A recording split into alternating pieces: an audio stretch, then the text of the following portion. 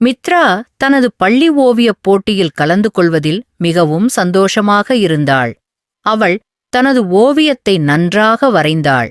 ஆனால் அவளுடைய நண்பர்கள், எங்கள் ஓவியம் மித்ராவின் ஓவியத்தை விட நன்றாக இருக்கிறது என்று சொன்னார்கள்.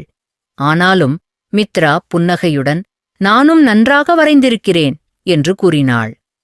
வெற்றி பெறும் பெயர்கள் சொல்லப்பட்ட போது மித்ராவின் பெயர் வரவில்லை. பெயர் வராத சிலர் சோகமாக இருந்தார்கள். ஆனால் வென்ற நண்பர்களுக்கு மித்ரா கையைத் தட்டி பாராட்டினாள். பிறகு சிலர் கேட்டார்கள், நீ ஏன் இப்போதும் சந்தோஷமாக இருக்கிறாய்? மித்ரா சொன்னாள், நான் என் ஓவியத்தை பார்த்து பெருமைப்படுகிறேன். மற்றவர்களை பாராட்டுவது மகிழ்ச்சியளிக்கிறது. ஒரு நண்பன், ராகுல், சோகமாக இருந்தான். நான் வெற்றி பெறல, எனக்கு சோகமாக இருக்கிறது என்றான். மித்ரா சொன்னாள், சோகம் வரலாம், அது பரவாயில்லை. ஆனால் நீ நன்றாக செய்தாய். மித்ரா ராகுலுக்கு நேர்மறை மனப்பான்மையுடன் இருப்பது எவ்வளவு முக்கியம் என்பதை புரிய வைத்தாள்.